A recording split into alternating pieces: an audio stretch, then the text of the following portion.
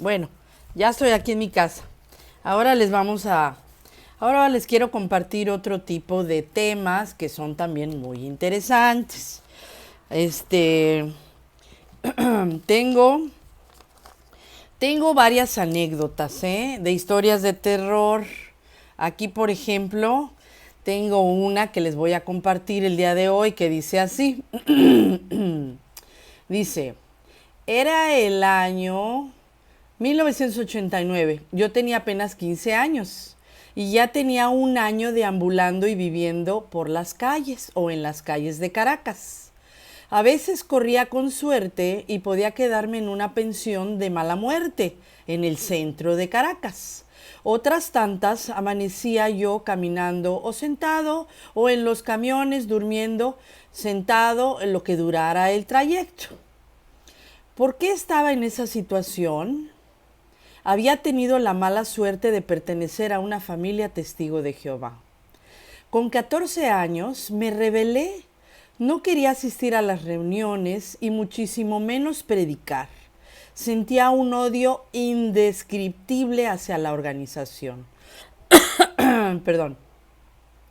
Siendo abusado sexualmente, terminé yo siendo el juzgado y condenado por un grupo de psicópatas sin alma llamados el Comité Judicial, quienes con la venia de mis padres, es decir, con la ayuda de mis padres, me declararon persona non grata en el Salón del Reino y en esta congregación, y fui lanzado al pozo oscuro del ostracismo.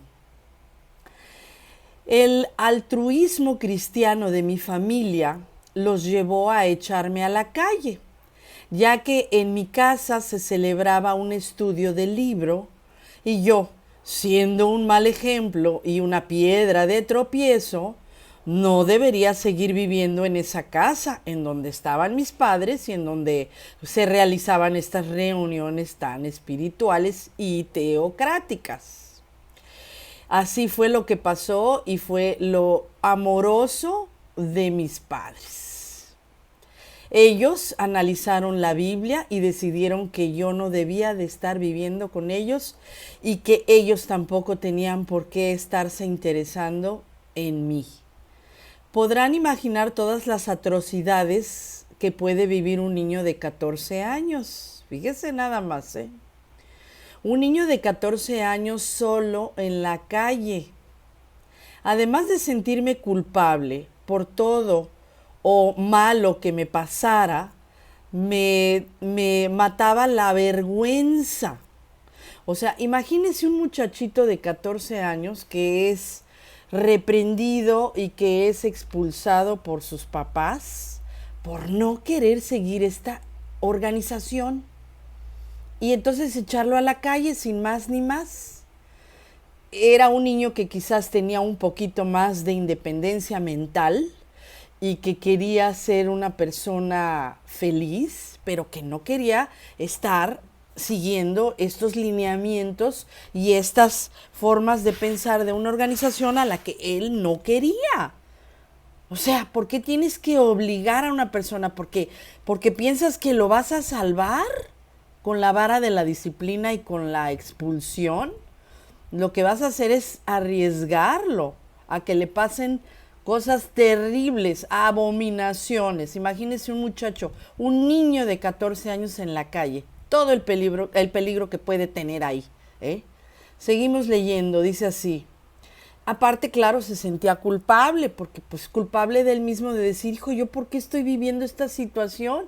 Y tenía vergüenza de decir, me da vergüenza que yo tengo una familia, tengo una casa, y estoy aquí como un mendigo, un diablo, y lógicamente la única forma en la que puedo regresar es poniéndome de rodillas y haciendo como un zombie o como un esclavo lo que ellos decidan de mi vida y de mis amistades y de mis gustos y de todo lo que yo quiera. Imagínense qué injusticia, qué poco amorosa es esa táctica que hacen estas personas. Es realmente diabólica, ¿eh? Es realmente una cosa tremenda. Bueno, entonces dice...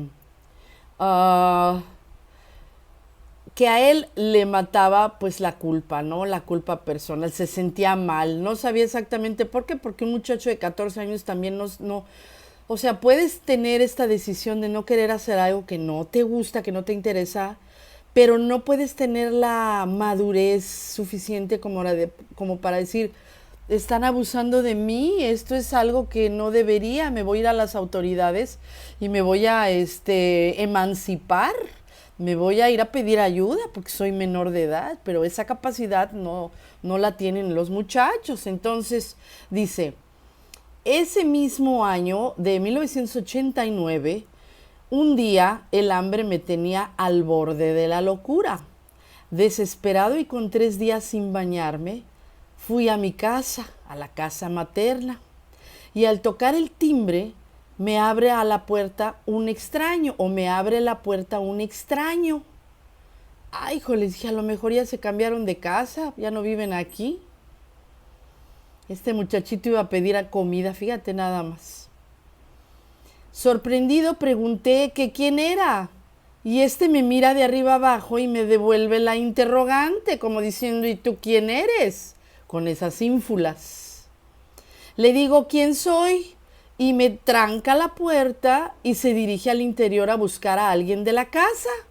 Y yo esperando afuera, humillado, y al máximo me quedé ahí esperando una media hora.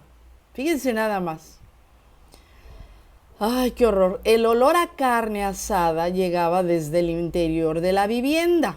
Vuelvo a tocar el timbre y esta vez es mi padre, quien de manera cortante me dice que me largue y que hay betelitas quedándose en la casa. Imagínense, el ridículo.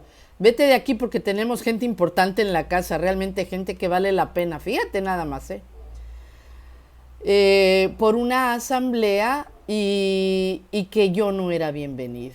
Es decir, que hasta hospedados estaban esos betelitas, ¿verdad? Porque pues tenían una asamblea. Era más importante la asamblea que el mismo hijo, ¿verdad? Bueno, sigue diciendo, yo en mi desesperación e inocencia le supliqué que me dieran un poco de comida y me la negó mi papá, dice, me negó mi papá alegando que los invitados eran la prioridad y que nada más había suficiente comida para ellos.